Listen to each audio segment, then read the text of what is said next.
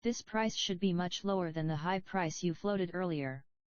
I'm not going to charge you underscore underscore underscore underscore underscore underscore underscore underscore underscore underscore underscore. I'm only going to charge you underscore underscore underscore underscore underscore underscore underscore underscore underscore underscore. 29 Guarantee. Logic: reverse any risk the potential buyers may be feeling. Give the guarantee some crazy name. I'm going to take on all the risk, and give you my underscore underscore underscore underscore underscore underscore underscore underscore underscore underscore underscore crazy name guarantee. 30 Inject scarcity, fear close. Give the buyers a legitimate reason to buy now. But you must act now because underscore underscore underscore underscore underscore underscore underscore underscore underscore underscore underscore. 40 Future pacing, help them see how awesome their lives are about to become after they buy your product. Just imagine what life will be like when underscore underscore underscore underscore underscore underscore underscore underscore underscore underscore underscore. 41 Call to action, tell them what to do to make a purchase. Also, tell the prospects what's going to happen next. So click on the button below right now, and you'll be taken to a secure order form. After you put in your credit card information, you'll be taken to a secure members area where you can download underscore underscore underscore underscore underscore underscore underscore underscore underscore underscore underscore underscore underscore, even if it's 2 a.m. 42 Post selling, make the readers feel like they might be left behind if they don't hurry. For those who are already signing up, this is what's going to happen next. 43 Takeaway selling, warning: explain that they need to make a decision, and it doesn't matter to you whether they order or not. You see, it doesn't matter to us if you sign up right now or not. We'll still be going about our daily business and hitting our financial goals with absolute certainty whether you join our team or not. However, without our help, you'll always be working harder than you really need to. I know it sounds kind of harsh, but I think you'll agree that it's true. 44 Close with reminder, this is a summary for the skimmers, but it can remind all readers of the offer. Remember, you get underscore underscore underscore underscore underscore underscore underscore underscore underscore underscore underscore, recap the offer. That's it. The entire script for a long-form story, solution sales letter. It works great for both text and video sales letters. Don't forget, you need to infuse each of the steps with the personality of the attractive character. Use these 44 pieces as a framework to get you from the opening lines to the sale. Funnel number 3, continuity. The last type of front-end funnel that I want to show you is our continuity funnel. One of my mentors, David Frey, said, and I wholeheartedly agree, that if you don't have continuity, then you don't have a business. In every business, there are ways to add continuity income, and it's an essential part of every value ladder. Continuity is when you get paid regularly, usually every month, for ongoing access to information or software or some other product. The funnel itself is very simple. Once a visitor has moved through either a two-step or an slow funnel and made it through my soap opera sequence, then I will usually send them through a short email sequence promoting my continuity funnel. Once people are in the program, they are charged on a regular basis for continuing. Usually, this is a monthly charge, but it could also be weekly, or yearly. Many people ask me where they should use continuity funnels. You can use them as a front end to generate leads, and we do this with some of our continuity funnels, but I prefer to use them as the second funnel in my sequence after my customers have had a chance to bond with the attractive character. Waiting dramatically increases our stick rate, how long the customer remains an active, paying member. Now, one exciting thing about this funnel is you are able to use the same scripts that we have already introduced to get people to join your continuity programs. If you are selling a free or $1 trial, then the who, what, why, how script typically works the best. We've also had incredible success adding in order form bumps that give our customers training on how to use the continuity program. If you are planning on selling continuity without a trial, then I would recommend using the story, solution script. After people have purchased the membership, you can create autos like we discussed earlier. We have found yearly or lifetime accounts to be incredibly effective upsells with continuity programs. Funnels for the middle of the value ladder. Funnel number 4, the perfect webinar. Webinars have become extremely popular sales tools over the past few years, mainly because they work so well. They take the old teleseminar/speaking model to a whole new level. Back when I was doing a lot of speaking from the stage, my main income came from all the products and coaching I sold after a presentation was over.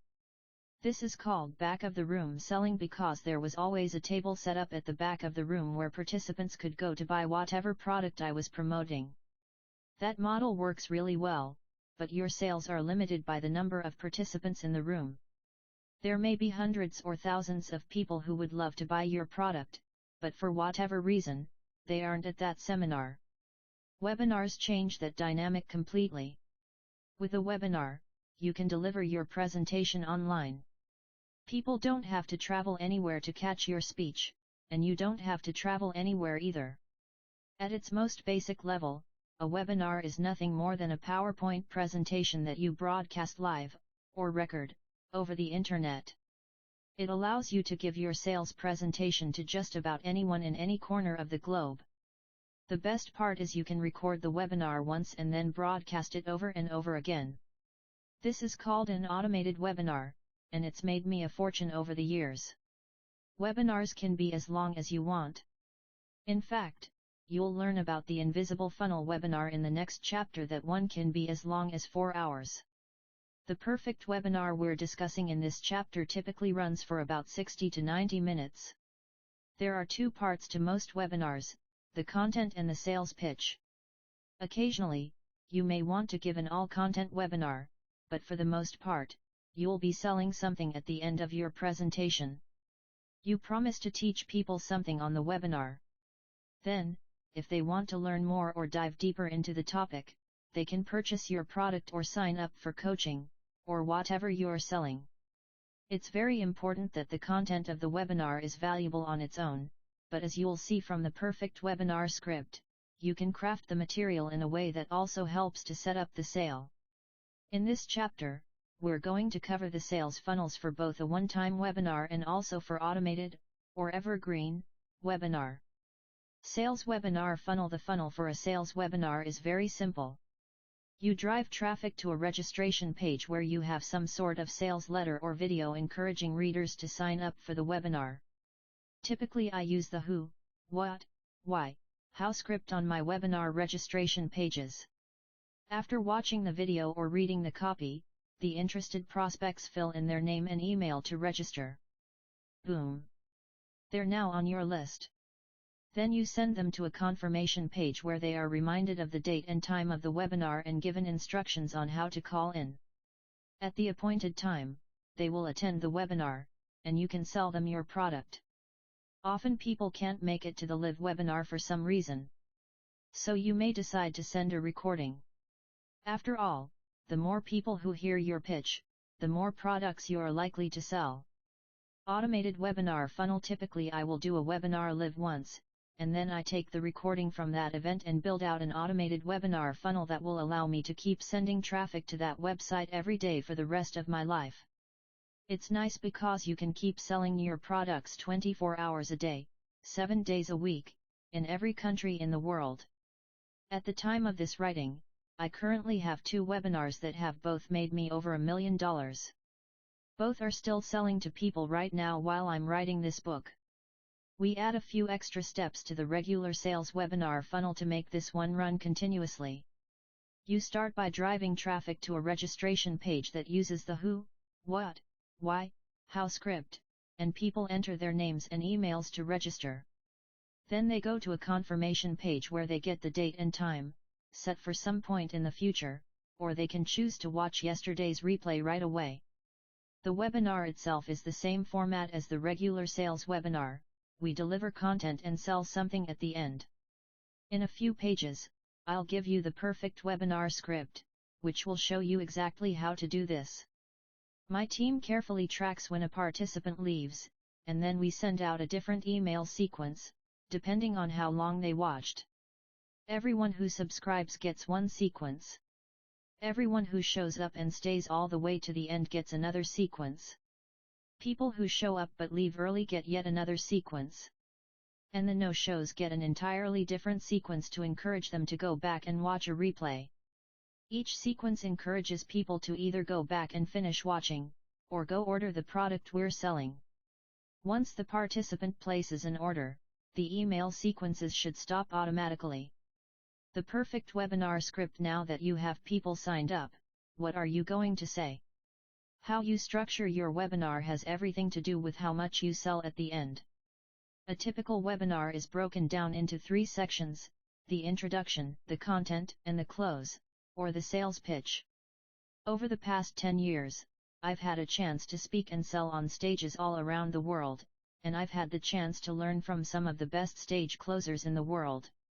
This script incorporates strategies I learned from at least a dozen different people. It's the outline I now use for every webinar, and it works. There are a lot of pieces to this script, but try not to get overwhelmed. Think of it as just 3 sections: introduction, content, and the stack. Then fill those 3 sections in with the scripts provided.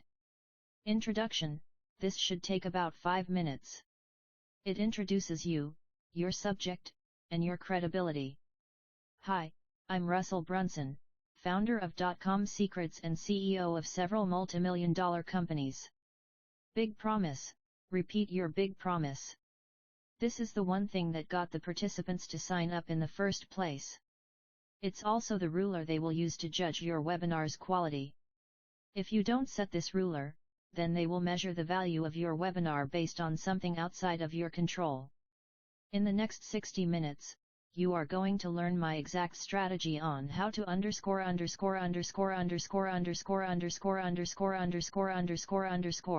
without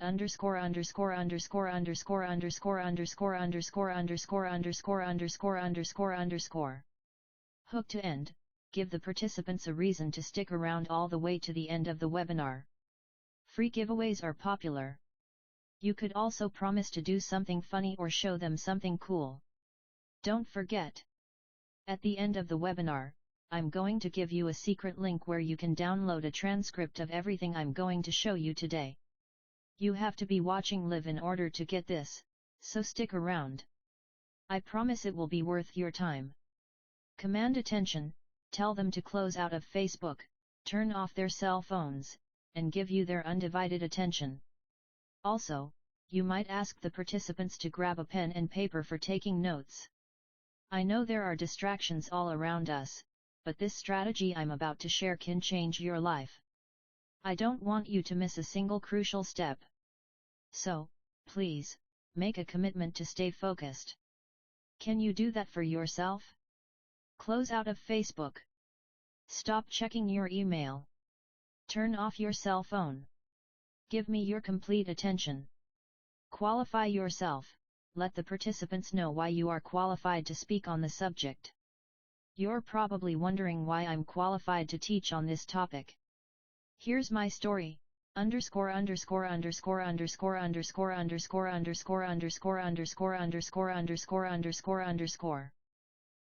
pace.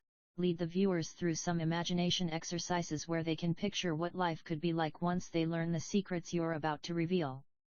Be descriptive and appeal to all 5 senses, if possible. Imagine what your life will be like after you know how to. Can you see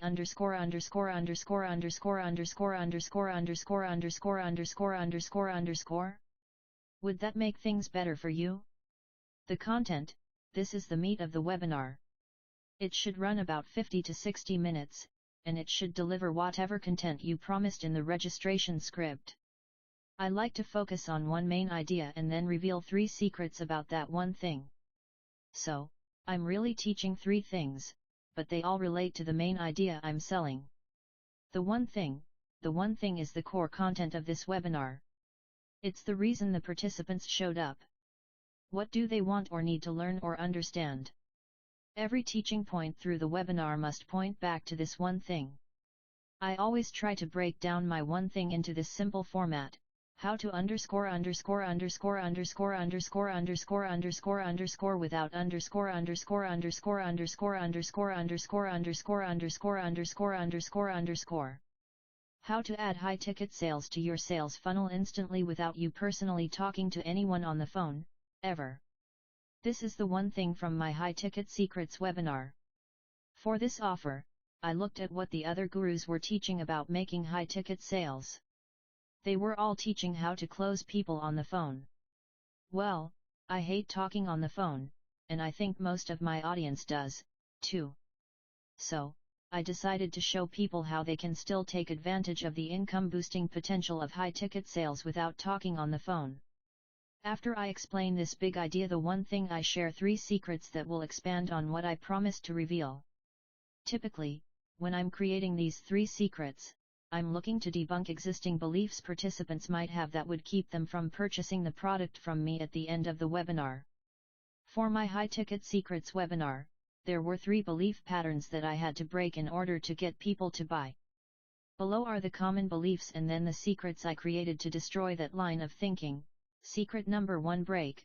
The best model for making money online is to sell products. Rebuild. You can make more money in one day selling high-ticket products than you can in a month by selling normal products. Secret number 2: break. To sell high-ticket products, I have to sell on the phone. Rebuild. You don't personally have to sell anything. Big plus because I hate phones. Let me show you how to build a 2-person, mini call center to close all of the sales for you. Secret number 3: break. It probably costs a fortune to drive enough traffic to make this work. Rebuild. You only need a little bit of traffic to make this work, about 100 clicks a day.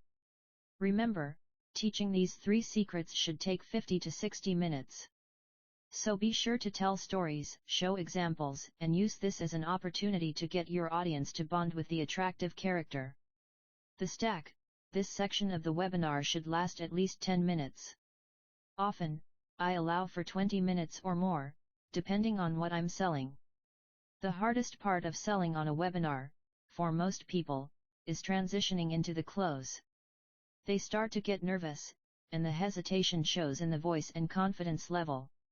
The best way I've found to transition is simply to say, "Let me ask you a question," and then you move straight into how your product will help the participants with whatever your one thing is. Once you transition into your sales pitch, you're going to use something called the stack. The stack. I consider the stack my secret weapon. I learned it from one of my mentors, Armand Morin. I saw him speak on stage and close nearly half the room with almost no effort. I pulled him aside to find out what he was doing, and he explained to me the stack. I started using it immediately, and I went from closing on average 5 to 10% of a room to consistently closing 20% or more. Then I started using it on my sales webinars and saw a dramatic increase in how much I made with each viewing. It's worked so well and so consistently that I will never give a sales presentation again without it. Armand taught me that the only thing your prospect remembers when you sell is the last thing you showed him. He explained that most sales presentations focus on the core offer, then a list of bonuses. So the last thing shown is the last bonus, followed by a call to action to get the prospect to buy. The problem with this is when the person doesn't think that the last thing you offered is worth the price. They simply won't buy under those circumstances. So, Armand builds a presentation slide called a stack slide. This slide has everything included in the offer, presented in a long, bulleted list. He introduces the first bullet point, talks about it, moves to the second bullet point, and so on. But when he shows the slide with the second bullet, he restacks the offer. So what that means is that you're first going to get underscore underscore underscore underscore underscore underscore underscore underscore underscore and also underscore underscore underscore underscore underscore underscore underscore. He then talks about the next component of the offer and reveals the next stack slide, but this time, there are 3 products listed in the offer, stacked from the first mentioned to the last. Be sure to notice the order and arrangement. So what that means is that you are first going to get underscore underscore underscore underscore underscore underscore underscore underscore underscore underscore and also underscore underscore underscore underscore underscore underscore underscore and also this underscore underscore underscore underscore underscore underscore underscore. He keeps doing this throughout the entire close. When he gets to that last part of the offer, he shows the final stack slide, with everything listed, and recaps everything on that slide. Then, he finally introduces the price. Now, prospects associate the price with the full offer, not just the last thing he mentions. After you reveal your full stack slide, you want to show the total value of everything the buyers are going to receive. Even though the price you name first isn't what buyers will actually pay, you need to anchor that price in their minds before you move on. We do that by introducing if-all statements similar to the ones we used in the story, solution script. If/all, use the words if-all to anchor the offer and help the buyer justify the price you have given. Use both toward pleasure and away from pain statements. If all this did was give you the house of your dreams, would it be worth it? Toward pleasure. If all this did was let you fire your boss, would it be worth it? Away from pain. Reveal the real price, now tell them the actual price. This price should be much lower than the price you gave after the stack. I'm not going to charge you underscore underscore underscore underscore underscore underscore underscore underscore underscore underscore underscore. I'm only going to charge you underscore underscore underscore underscore underscore underscore underscore underscore underscore underscore underscore. Those are all the core elements of a perfect webinar. It's the path I take my customers down when I am selling them anything on a webinar. I do have a variety of ways I close out a webinar. As you can see from the image at the beginning of this chapter, there are 16 methods that I use in most of my presentations. In order to make these clear to you, I created a special video demonstrating how to use the 16 closes while you are doing the stack. To see that video, go to www.dotcomsecretsbook.com/resources/closes. Now that you know the structure of the perfect webinar, how would you like to learn how to get people to pay you to sell them high-ticket offers? We've developed a special webinar funnel where people will pay you for the privilege of letting you sell them on your highest-priced offerings. And they'll do it with smiles on their faces. It's called the Invisible Funnel Webinar, and it's next. Funnel number 5, Invisible Funnel Webinar. The next way we sell products in the middle of the value ladder is through a concept we call the invisible funnel. The invisible funnel is a concept that was created by Degan Smith. It's a powerful tool my team has used often over the past few years to get people to ascend our value ladder quickly. The invisible funnel is a premium webinar that people pay for after the webinar is over if, and only if, they love what you taught them. Let's look at how it works. We drive traffic to a website that uses the magic bullet script to get people to sign up for the invisible funnel style webinar. To register, participants enter their credit card details, but they are not billed anything right then. They watch the webinar, which is usually 3 or 4 hours of amazing, high-value content. Then, after the webinar is over, if they agree that the webinar was worth the predetermined price, then they do nothing, and you charge the card the next day. If the participants don't think the webinar was worth the money, they must send you an email before a certain deadline so that you won't charge their card. This format lets people try before they buy, and it gives you a chance to show off your very best content first. At the end of the webinar, you can do a very soft sale to push the participants to an application page where they can upgrade to your high-ticket backend products or services. If you structure your invisible funnel correctly, you'll find that it's a really cool way to get people to buy things without ever selling them anything.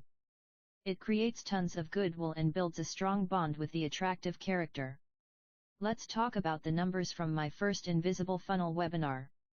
We had 550 people register with their credit cards. From those 550 people, 85% of them showed up for the actual webinar. This number was shocking, considering that roughly 30% attendance is common on free webinars. I taught for 4 hours. At the end, I told those who didn't love it to let me know, and I promised not to charge their credit cards.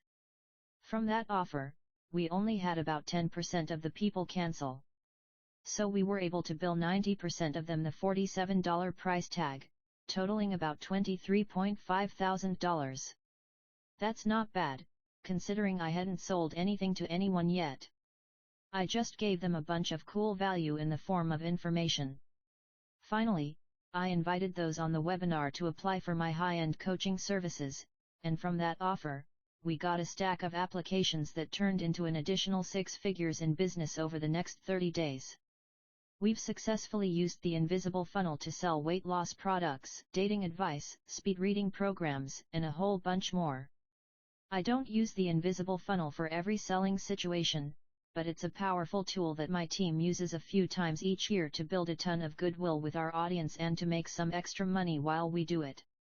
Let me show you exactly how to get people to register for an invisible funnel webinar. Magic Bullet Webinar Registration Script. A magic bullet is simply the one thing you're promising they'll get out of the webinar within a certain amount of time, or they don't pay. There's an old saying in direct response marketing that you have to sell it, even if it's free. That goes for these try before you buy webinars, too. I do have a script that I use to get people to pull out their credit cards and sign up. For a video sales letter, this script should be somewhere between 2 and 3 minutes, not too long. Raise the question, set up your magic bullet by asking questions that bring people's desires to the front of their minds. Make them wish they had what you're about to offer. You want the answers to the questions to be yes. Raising desire questions at the beginning of the sales letter works really well. Depending on your market, you may want to use questions that move people toward pleasure or away from pain. Example dialogue to move the participant toward pleasure. What if you could plug any book into your brain, instantly download that knowledge, and implement that information into your life? Do you want to learn a new language? Do you desire to learn how to make money? Are you ready to score high on a test? Example dialogue for moving a participant away from pain. Let me ask you a question. Do you ever feel like you're the only guy in the world who can't talk to a pretty girl? Do your hands start to sweat when you walk into a room full of people? Does your heart beat so fast it feels like it might burst out of your chest right then and there? Does the thought of humiliation keep you home at night, all alone? The final question should say something like, wouldn't it be nice if, or wouldn't it be awesome if? Wouldn't it be nice if there were a way to learn anything almost instantly and retain it all much longer? Wouldn't it be great if you could walk into any social situation and feel totally at ease? Wouldn't it be awesome if you could eat whatever you wanted every day and still lose weight? Introduction. Next, you want to introduce yourself and the idea of the magic bullet you are going to offer in the webinar training. Hi, my name is Russell, and those are questions I used to ask myself as well. Just imagine if you had that ability. What would you learn? What information would you want if you could instantly download it into your brain? Point out frustrations. Your prospects have probably tried other solutions and failed. You need to let them know their frustrations are normal, and that you once had them, too. Don't tell them what their frustrations are directly. Instead, explain your frustrations because they are likely the same things they are struggling with.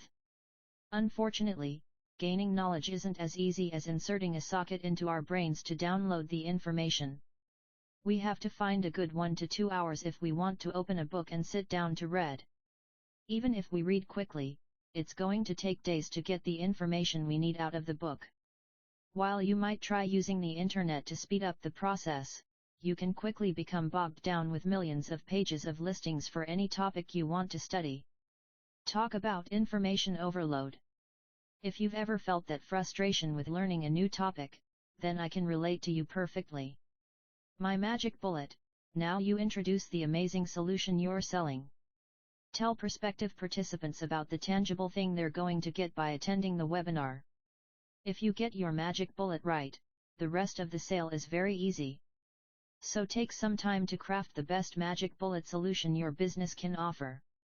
For clarity, I try to phrase it like this: you'll get underscore underscore underscore underscore underscore underscore underscore underscore underscore underscore underscore result by underscore underscore underscore underscore underscore underscore underscore underscore underscore underscore underscore short amount of time, or you pay nothing.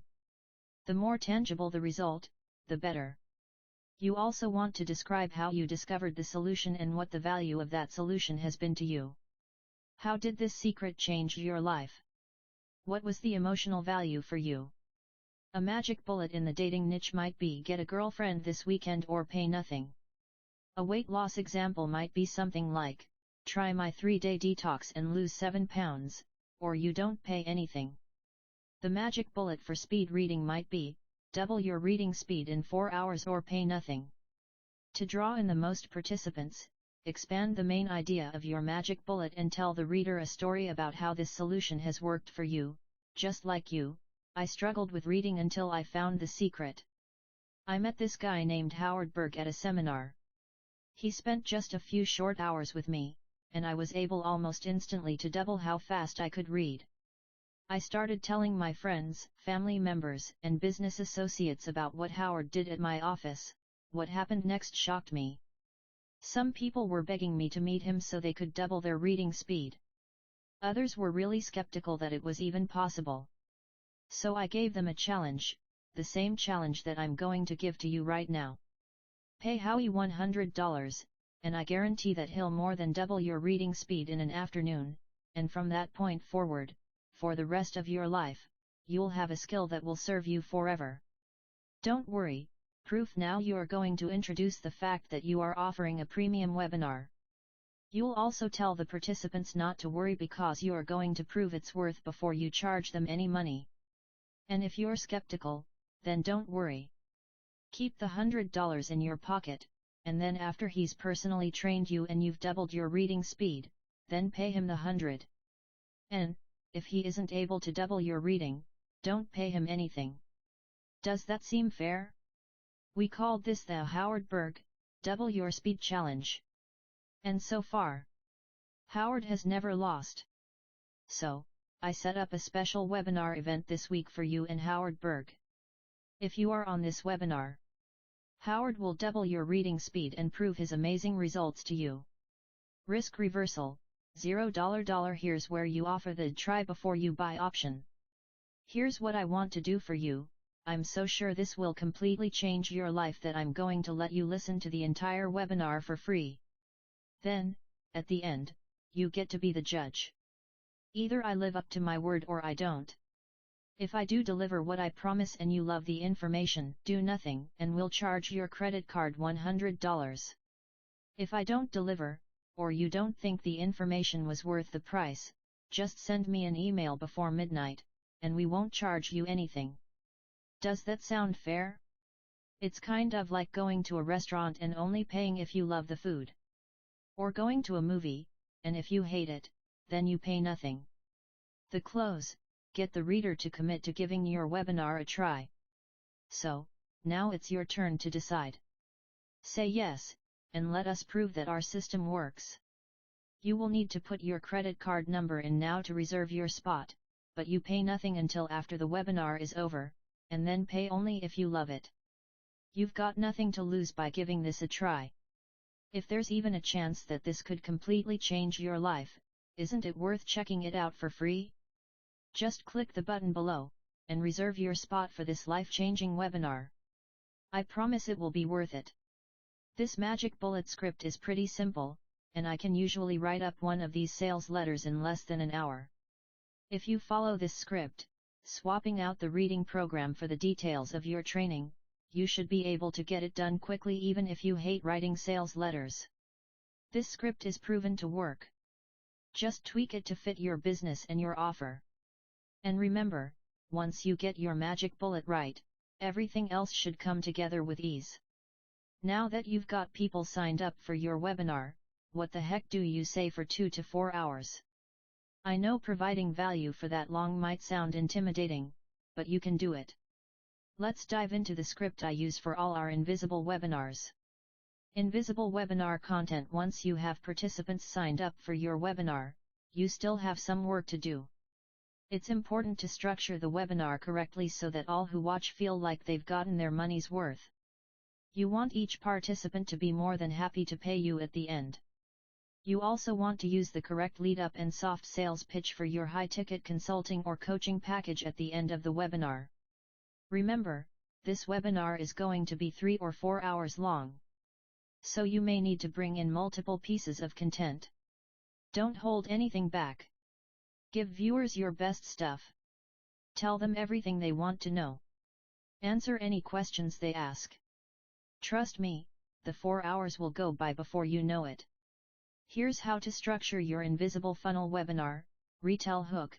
You got the participants to register for this webinar by using your magic bullet script, the try before you buy hook, so you need to reinforce the rules they are playing by during this webinar. They get a chance to vote with their wallet at the end, did the webinar deliver or not? And remind them they must stick around until the end because only then will you give the secret email address where they can email you if they don't think the webinar was worth the price of admission. Tell them what they'll learn. Give all participants an overview of the system that you are going to be teaching on this particular webinar. Content. For each content piece, start teaching your content now. It doesn't really matter how many pieces you teach as long as it's your best stuff and it fills up the 3 or 4 hours you promised. You may want to practice teaching the content pieces out loud so that you know how much time to budget during the actual webinar. Here's how you want to present each content piece. What is it? Give the content piece a cool name, making it easy to remember. Parable. Tell a memorable story to demonstrate the concept and cement it in the participant's brain. Teach concept. Go through the nuts and bolts of the concept. Example. Real life. If possible, give some examples of how the concept works in real life. If you have case studies that show your students or clients succeeding, those are the best examples. Recap. After you have finished teaching the content for your training, then you want to remind them again about everything they learned while they were on the training with you. Tie it to value. Help participants see how much this information will be worth after they implement it. After you have anchored the true worth price in their minds, then you can come back to the actual asking price of this webinar. How much money will they make after they implement all they learned? How much time could they save? What's the emotional value of the knowledge they gained? Will it save them embarrassment or grief? Lay out all the benefits for them. Was it worth $__ to you? Ask the participant to decide whether the webinar was worth this price. If so, do nothing, and we will bill your credit card the agreed upon price. If not, email us at ____________________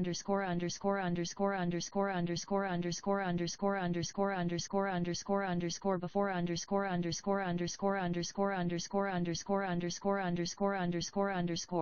and let us know this content wasn't for you, and we won't charge your card. Transition to offer.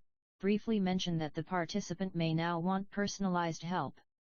I know we've covered a ton of information today, and some of you are probably wishing you could get some help with setting all this up. Am I right? Quickly, I want to let you know that I do have a personal coaching program. It's not cheap because you get my personal attention the whole way through the process, but I make sure you have everything you need to be successful. Also, because I'm personally involved and work very closely with my students, I can only help a limited number of people. So, the only way to get in is to apply for a slot. You've received everything you need to succeed in this webinar, but if you are interested in getting my personal help, here's what you should do next. Pick your close. Where will you send people to fill out an application?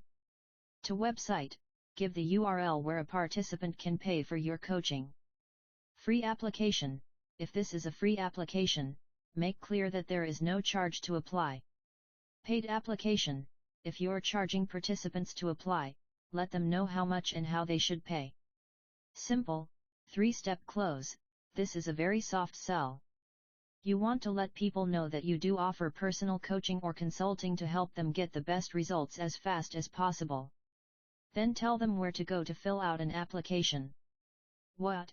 Tell them what your service consists of. Why? Tell them why they should apply. How? Tell them how to apply. Let's review. invisible webinars are a great way to get people into your value ladder for free and build a relationship between them and the attractive character. Be sure to build in so much value that you can quickly ascend the viewer to your highest levels. Webinars can accomplish all this in a way that is fun for the participant. I've made hundreds of thousands of dollars using this style of teaching, and people just love it. The keys to making it work are having the right magic bullet, promising a result they'll get before they pay, and delivering what you promised. Up next, do you have a new product, but aren't sure how to launch it into the world? The next chapter will show you our product launch funnel and provide the scripts we use for each step. Funnel number 6, Product Launch. The product launch funnel was made famous by Jeff Walker, and since then, just about every internet marketer in almost every niche has used this funnel in some way because the approach works. Basically, you're breaking up your sales presentation over 4 videos, each providing a ton of value, while educating your prospects and selling your products. This funnel works best with warm and hot traffic. So, typically you're emailing your own list or an affiliate partner's list with links to the videos. This product launch funnel is broken down into 4 videos. Video number 1 is called Wow and How, where you will wow them with a big idea, and then show them how you and others are using this concept. Video number 2 is the transformational education piece, where you will actually let people look over your shoulder as you walk through the process with them. Video number 3 is the ownership experience piece, where you show viewers what it's like to live when they have this in their lives. Video number 4 is the offer, where you will reveal what you're selling, the price, and how they can get it. Let's take a look at how each of these videos is scripted to make sales. The following scripts will show you what to say in each video. The videos can be as long as they need to be, but I find that the sweet spot is around 10 to 20 minutes. Video number 1, Wow and How. Big promise.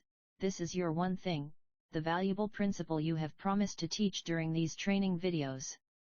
How to sell high-ticket products without getting on the phone. Kill myths, dispel any common objections or reasons the potential participant might not believe you. You may think you have to be a sales expert and hang out on the phone all day to sell high-ticket products, but that's not true anymore. I've sold hundreds of thousands of dollars with this simple process. Let's look at others. Content number 1. Show how others achieve these results all the time. Tell stories and case studies. Meet underscore underscore underscore underscore underscore underscore underscore underscore underscore underscore. She did underscore underscore underscore underscore underscore underscore underscore underscore underscore underscore underscore underscore underscore underscore underscore underscore. Without here's underscore underscore underscore underscore underscore underscore underscore underscore underscore underscore underscore. He couldn't believe how easy it was to underscore underscore underscore underscore underscore underscore underscore underscore underscore underscore underscore. Just look at his results.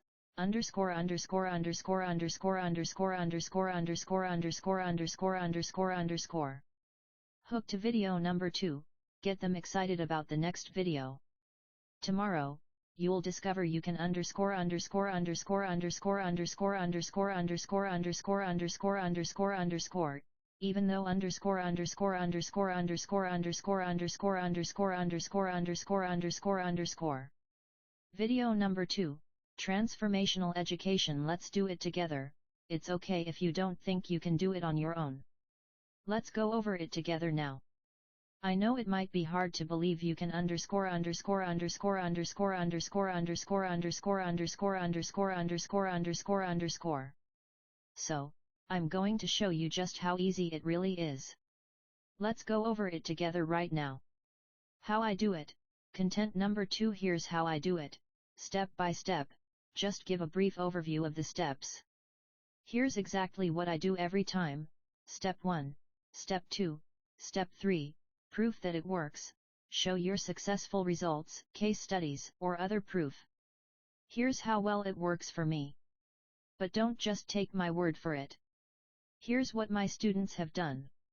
Hook to video number 3, get them excited for the next video.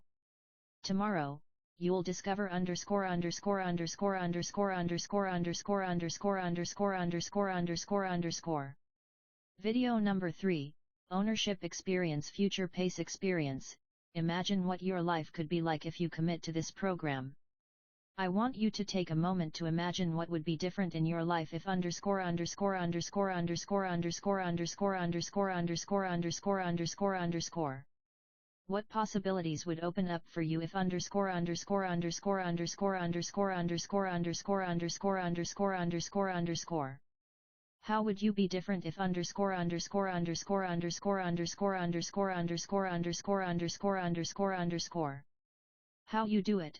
Content number 3. Imagine yourself doing this exact process. Here's what it would look like. Now, imagine yourself doing underscore underscore underscore underscore underscore underscore underscore underscore underscore underscore underscore, then underscore underscore underscore underscore underscore underscore underscore underscore underscore underscore underscore, and finally underscore underscore underscore underscore underscore underscore underscore underscore underscore underscore underscore. Can you see yourself doing this? In your mind's eye, it looks pretty simple, right?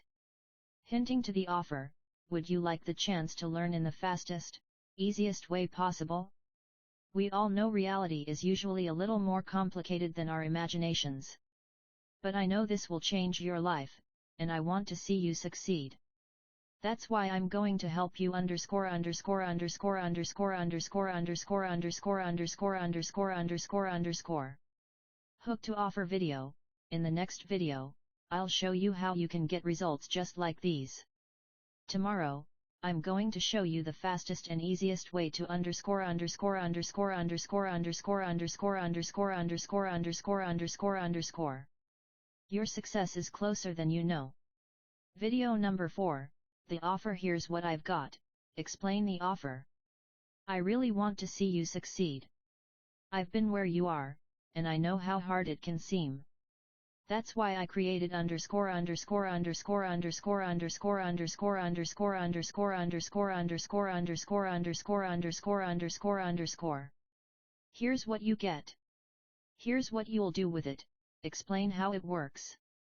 Here's how each piece helps you move forward. Here's what it'll do for you. Explain the results. When you follow the steps as I've outlined them, here's what you can expect. Here's what you need to do right now. Explain how to order and what to expect next. Just click the button below, and you'll be taken to a secure shopping page.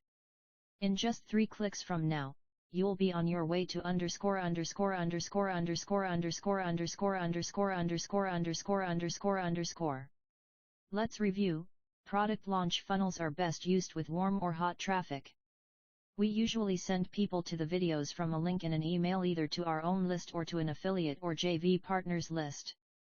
You break down your sales presentations into more digestible chunks, delivered over the course of a few days to build up excitement. You teach in the first 3 videos and then sell your product in the 4th.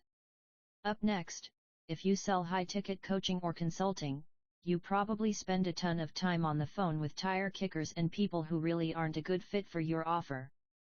Wouldn't it be cool if you could just collect applications and pre-frame your high-ticket consulting clients to say yes before you even get on the phone with them?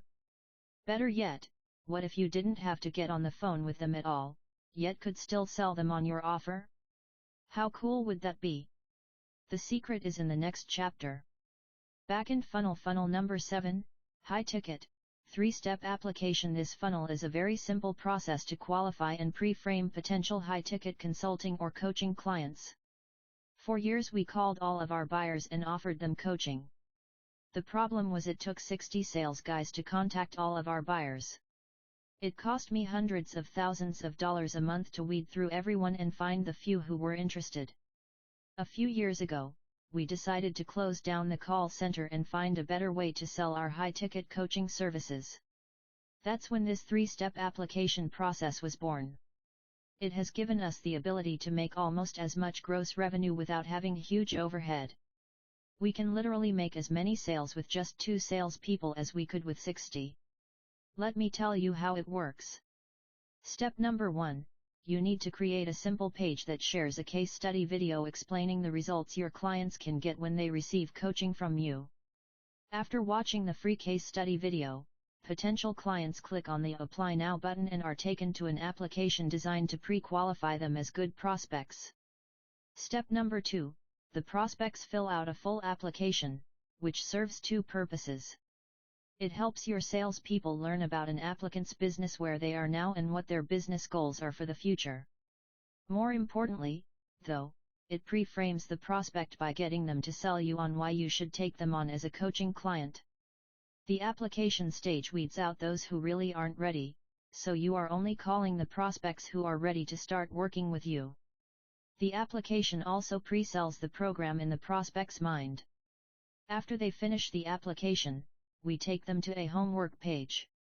Step number 3, the applicants follow the instructions on the homework page, all the while building an even stronger bond with the attractive character.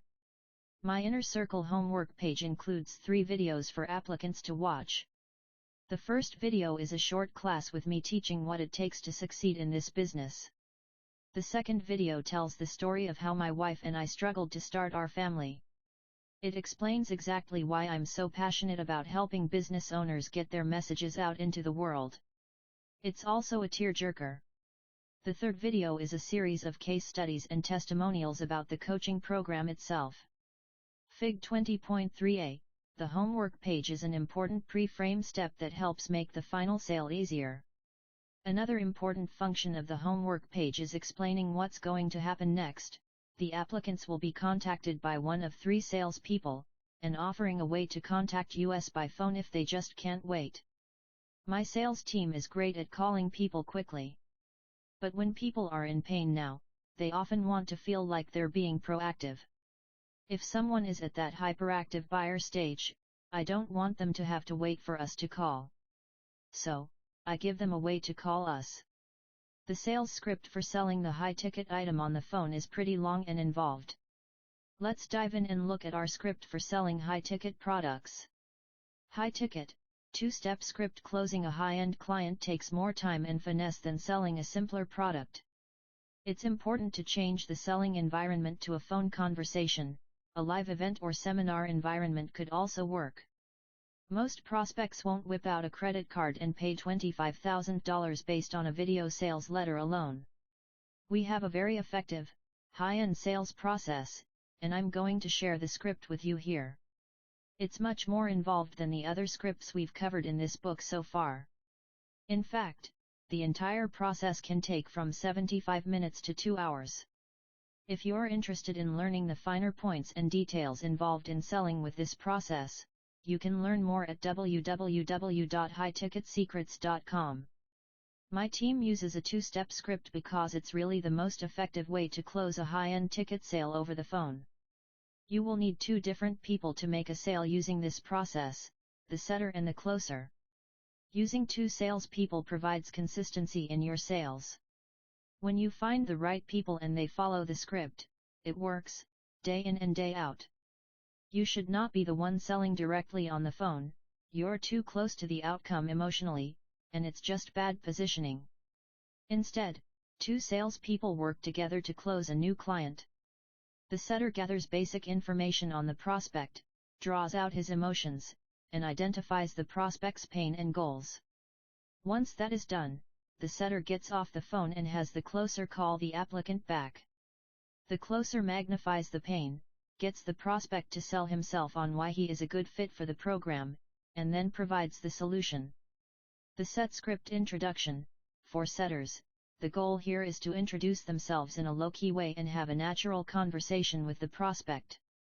The setter is getting to know the prospect and pulling out any emotions related to the topic you're discussing.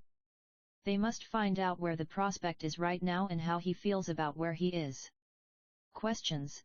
Then the setter should focus on finding out where the prospect wants to be. What are his hopes and dreams? What's the real reason, deep down, that he wants those things? He may want to make $100,000 a year. That's great. But why? What would that money allow him to do? Quit his current job? Stay home with his kids? Buy a boat and sail around the world? Buy his aging parents a home? Finally show his ex-wife that he's worth something after all? The setter has to find out the why. That's where you'll find the emotions. Remember, people buy based on emotion first, then they rationalize the decision with logic. You've probably heard sales advice saying you need to get to a buyer's emotions, but I find many people just don't know how to do that. You hook the emotions by asking questions. Always ask additional questions. Does the prospect have kids? Great. How old are they? What are their names? If you know the prospect wants to homeschool his kids, ask why. How would it feel to know he had the freedom to teach his kids any way he wanted? Follow-up questions help you hook into emotions. What would it mean to the prospect if he could buy that new house for his parents? How would he feel standing on a boat in the Caribbean, totally free of debt and worry? Help the prospect paint a picture of the feelings behind his dreams. You can get all this information with a few questions. Within 5 minutes, the setter knows exactly why the prospect is going to buy this program. He also knows the hot buttons to focus on. The setter should ask the prospect, "What's holding you back? Why haven't you achieved your dreams already?" You'll probably hear some variation of "I don't know how." The prospect doesn't know how to build a business online. Or, he may say he doesn't have time, which is really saying he doesn't know how to build a business in 5 hours a week. He may say it is because he doesn't have money, which is really saying he doesn't know how to build a business using other people's money. Once the prospect realizes it's simply a lack of knowledge blocking his success and that you can provide him with that knowledge, ask him this question: if you knew how to build a business in just 5 hours a week, would you do it? Of course, he is going to say yes. He has just started to sell himself on purchasing your product, your knowledge. The setter cannot move forward with the script until he understands the prospect's emotional hot buttons. The prospect must also admit he doesn't know what he is doing, in some form or another, when it comes to building a business. He must realize he needs help. Blast, give him a taste of what you offer, don't go into great detail about the program, that's what he's buying. But the setter should give him an idea of what he could discover or get done. Now, obviously, it's impossible to work with everyone who applies/buys our information, so I'm here to weed out those who aren't ready and find the right people to work with one-on-one. I understand you don't know how to build a business in 5 hours a week. And I don't know, but maybe we can help. Let me explain what we do here. Next, ask a critical question to get the prospect to sell himself. Use a pivotal question that will bring home all the reasons he needs to pull out his credit card at the end of the conversation. Let me ask you this: if you could work one-on-one with Russell Brunson or someone like him, do you think you'd be successful? Absolutely. How come? Here's why this is so important. I can talk for hours about how great our program is and all the reasons the prospect should buy, but it might be a lie. If he tells me all the reasons he'd be successful with our program, then it's the truth because he believes it. When the setter gets him to explain all the reasons he'd be successful, sales become easy. Ask, how come? Why would working with Russell Brunson help you be successful? Then, the setter must shut up. Don't talk. Let the prospect talk. Once he gives the reasons, the setter should repeat them back and confirm his beliefs. So, if I gave you the chance to work with Russell Brunson, you believe you'd be successful? Yes. If you had the opportunity to work with Russell Brunson, you could fill in what they want? If you had the opportunity to work with Russell Brunson, you'd know how to get there? Next, get the prospect to sell himself and tell the setter why you should work with him. Why do you think you'd be a good candidate for this program? Posture. To set up the closer as the expert, the setter should say the following: now, I'm not personally an expert at building businesses online in 5 hours a week. My job is simply to find the people who are qualified to be part of this program. If I feel good about you, I'll turn you over to our program director, the closer. He is the one to decide who will be the right fit for our program. Before I do that, I need to find out a little more about you and fill out a short profile. I need to understand where you are right now professionally and financially. Then I need to find out more specifics about where you want to be in the future. All this information will help us determine if you are going to be a good candidate. Is it alright if I ask you a few questions? Sure, the setter has just asked for, and gotten, permission to ask just about anything. Probe, collect financial information. Your setter is going to start asking some pretty personal questions next and is going to fill out a form with the information. You want people to answer quickly, without getting too emotional. Start by asking about age, marital status, highest level of education, and things like that. Then the setter must be sure to ask, is there anyone else involved in your business, a spouse or financial partner? If so, get the other party on the phone, too, right then and there. It's a waste of time to keep going through the presentation if you don't have all the decision makers present. The goal of this next set of questions is to find out the prospect's financial status and whether you really can help. Finding credit. Your setter is going to find out details about the prospect's credit situation. How would you rate your credit right now? Why? If Russell Brunson were to write a check and pay off all your debt, how much would that be? Of that debt, how much is major credit card debt? What's the total amount of combined credit that's been extended to you? Subtract total debt from combined credit extended, and you find out how much he has available. You're looking for more available credit than the program costs. It's also helpful to get him to talk about his credit balances to show that you're really trying to help pay those off, not add to them. The prospect might need to take one step back to take 10 steps forward, but ultimately we know a program like this can help him pay off all the debt and achieve financial freedom. The setter should also ask if the prospect has any savings accounts or investments. Does he own his own home or rent? What about retirement accounts? Goals. Talking about a prospect's short-term goals, your setter is still asking questions and getting the prospect to sell himself on the program. What would be an optimal situation in 6 months? Where would you want your business in 6 months? How long have you been trying to do underscore underscore underscore underscore underscore underscore underscore underscore underscore underscore underscore underscore underscore underscore? How successful have you been? In 12 months, where do you want to be? What would make you feel good? So, in working one-on-one with Russell Brunson, do you think you could achieve these goals? Can you see yourself achieving them? How come? Commitments. Get 4 commitments. Now the setter is getting the prospect to declare himself a good candidate. He is publicly stating he is the kind of person who takes action and finishes what he starts. Once he does this, his brain will have a really hard time reversing that declaration and talking himself out of the purchase. You look like a potential candidate for me to recommend to my director. Before I can make the recommendation and turn you over to him, there are 4 commitments that must be agreeable to you. 1. You must have a minimum time commitment of underscore underscore underscore underscore underscore underscore underscore underscore underscore underscore underscore per week. Can you do that? 2. We need people who are coachable and willing to learn and follow the advice of our experts. Can you do that? Why are you coachable? 3. We're looking for people who can start today. We want quick decision makers.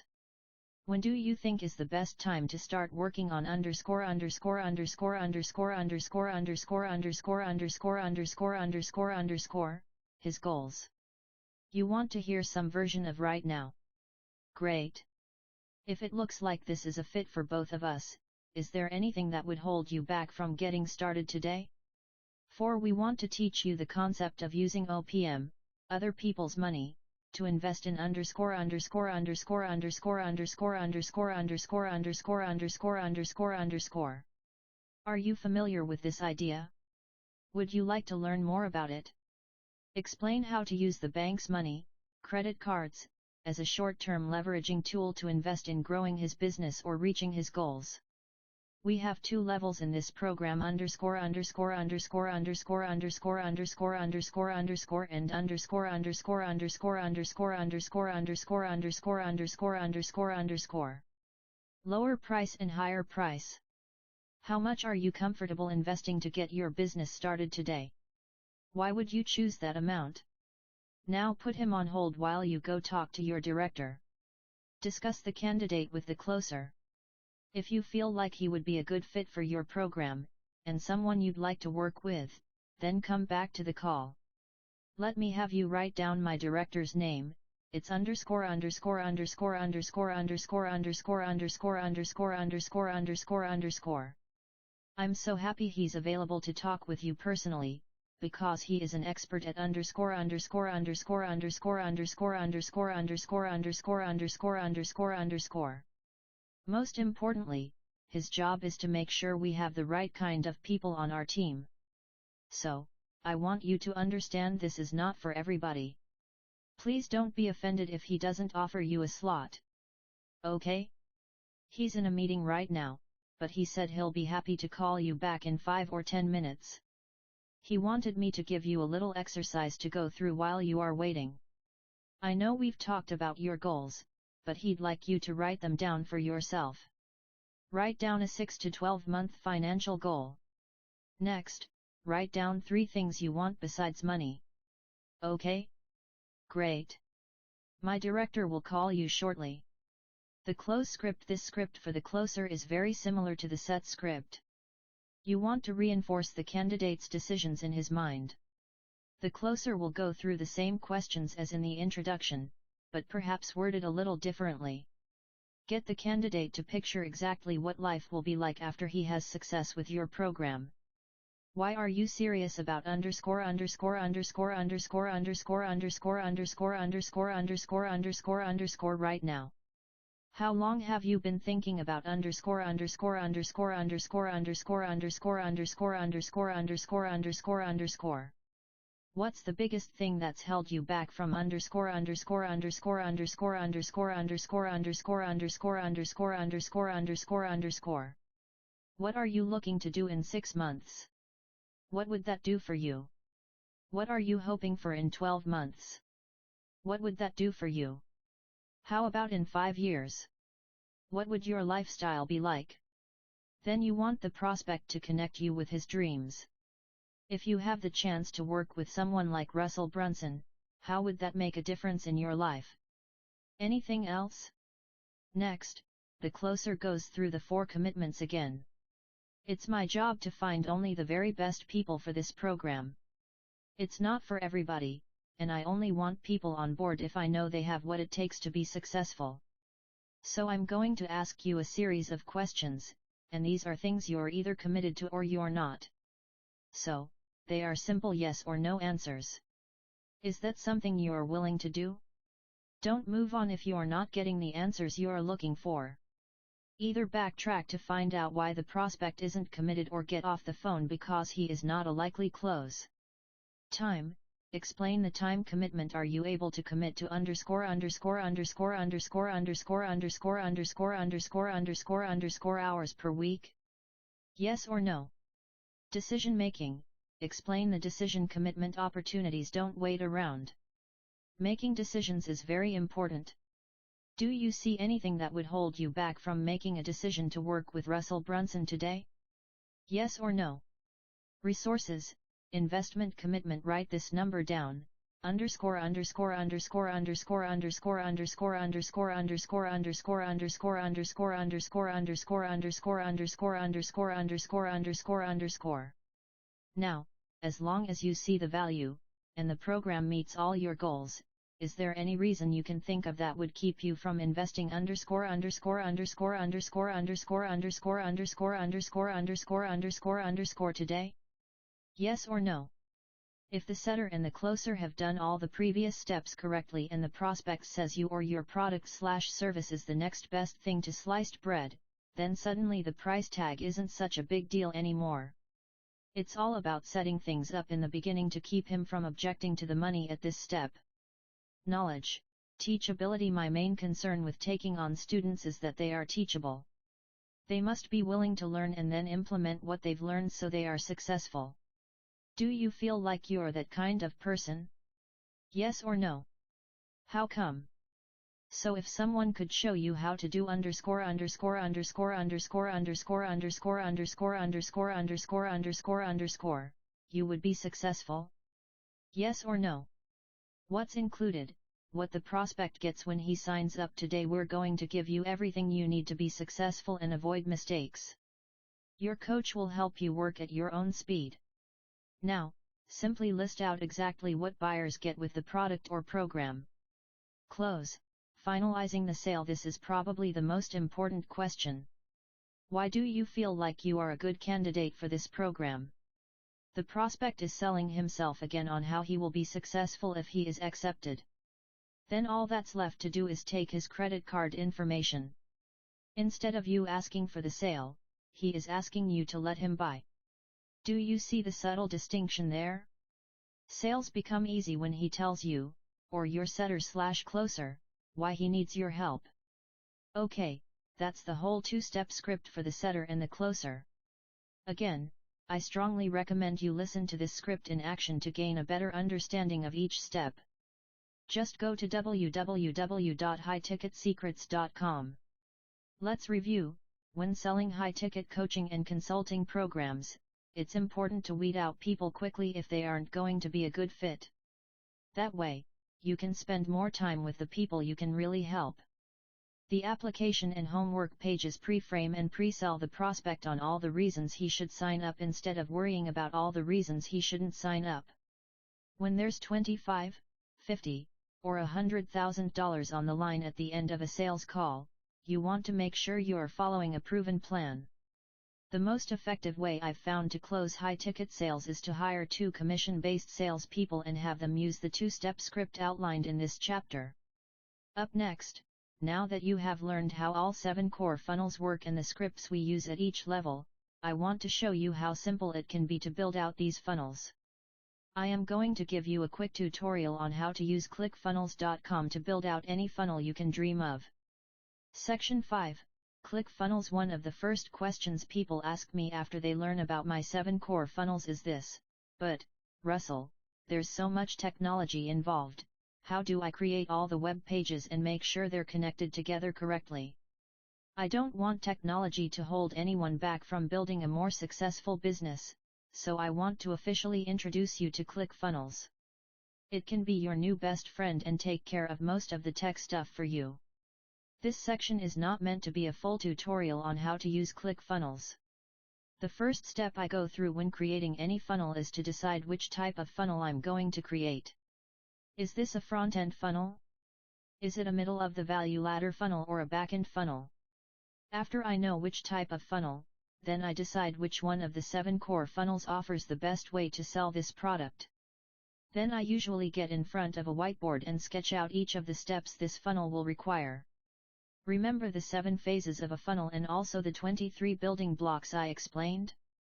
Am I going to use a quiz to pre-frame this funnel, or just start with a squeeze page? What price will I set for my front-end offer? Will I use an order form bump? How many upsells will I have? Will I add any downsells if the customer says no to one of my upsells? Next, I want to map out my follow-up sequence. Who is my attractive character? How do I want to flesh out that character in my emails? What will I say in each email in my soap opera sequence? What types of messages do I want to send out in my Seinfeld emails? I then sketch it out like this. Fig 21.2.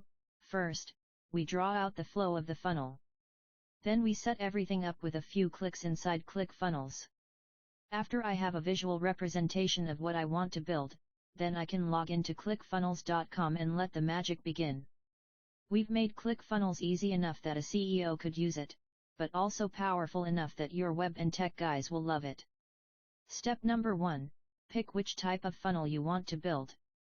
Fig 21.3, the first step in ClickFunnels is choosing what type of funnel you want to build. Step number 2, choose which template you want to use at each step in the funnel, or you can custom design your own templates from scratch. My team has dozens of proven templates that we've perfected over the years for each of these steps, so it would be hard to go wrong if you stick with these. Fig 21.4, Step 2 is choose your web page template.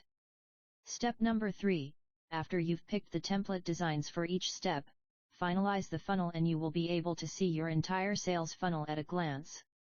Fig 21.5, once you've finalized your funnel, the page templates are set up and all your analytics and stats are available on the dashboard. Step number 4, now you can go in and edit the copy, add your videos, integrate with your email autoresponder, and set up your order forms on each page. Fig 21.6, text, video, buttons, order forms, all areas of the template are customizable. After that's finished, you'll see that the sales funnel you sketched out on the whiteboard has now come to life. You can start driving traffic and getting results in record time. Isn't that exciting? While this once took our team of experts 2 to 4 weeks to create, we can now create everything in ClickFunnels in about an hour. If you don't have your ClickFunnels account yet, you can get a free 2-week trial at www.clickfunnels.com. Also, if you want to see how to build out any of the specific funnels in this book, you can see a live demo at www.dotcomsecretsbook.com/resources/cfdemo. Conclusion: Ignite Few. Right now you're probably feeling a bit overwhelmed. This book is not exactly what I would consider light reading. You've just concluded a full-on immersion course in high-level internet marketing strategy, and you should feel proud of yourself. Being overwhelmed is actually a good thing, because even though you feel like all that information is a big, jumbled mess upstairs, your brain is subconsciously making connections. Right now, without you consciously doing anything, it's figuring out which competitors you might want to research. It's strategizing about what your value ladder will look like and what types of sales funnels you will use to ascend people on your value ladder. All this is happening, even though you might feel overwhelmed. Pretty cool, huh? Your most important tools are the silly little diagrams I've given you in each chapter. After all this information has a chance to sink in for a day or so, go back to the images and see how much of the entire chapter you can recall. I think you'll surprise yourself. And if you do forget one of the concepts, you can always go back through the book and reread the sections you want to remember. So, what in the world should you work on first? Here's what I recommend. 1. Decide who you want to serve. Who are your ideal clients? 2. Create your bait, and do it quickly. Don't overthink it or try for perfection here. 3. Figure out your value ladder. What can you offer above and beyond what you currently do? Go create those things. 4. Start building out your funnels, one at a time. This book is a playbook. Don't just read it once and go on with business as usual. Keep it handy, and refer to it often. Once you get your first couple of funnels working, I would strongly suggest spending a week or 2 implementing one of the secrets you learned here. Then move on to another secret and another. When you've run through all of them, go back, and do it again. Continue to improve. Ignite your business. Many people who read this book before it went to print wanted me to look at their ideas personally, including their startups, or their existing businesses and sales funnels. I did just that for a few friends and was able to identify the holes that were keeping them from growing as fast as they wanted. I suggested the simple tweaks needed to implement these .com secrets you've just learned about. We were able to see dramatic increases almost overnight in each of these companies. That's what I love so much about the things you've learned in this book. They are all simple concepts that you can apply without too much effort, but the results from each of these tweaks can double or triple your sales almost overnight. Once this book is available to millions, I know it's going to be much harder to accommodate everyone who wants more personalized help. So I created something special just for the readers of this book. I've opened up space in our .com Secrets Ignite program so that I can personally look at your current funnels, spend an hour with you on the phone, and then have my team work with you for a full year to implement the changes you need to make.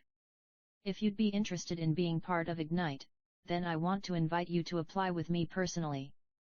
You can apply here, http://ignite.comsecrets.com. After you apply, someone on my team will give you a call and explain the Ignite program to see if it's a good fit.